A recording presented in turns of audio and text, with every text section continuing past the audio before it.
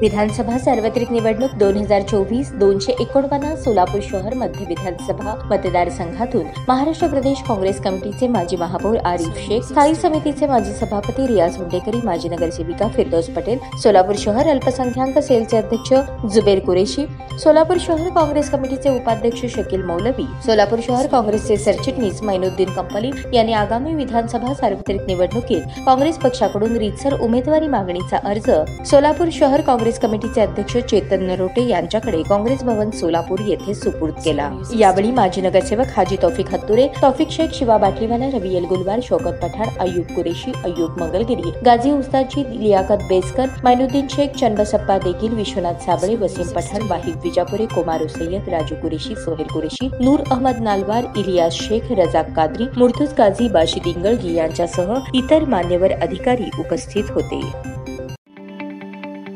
ताज्या बातम्या पाहण्यासाठी प्राईम महाराष्ट्र न्यूज चॅनलला सबस्क्राईब करा।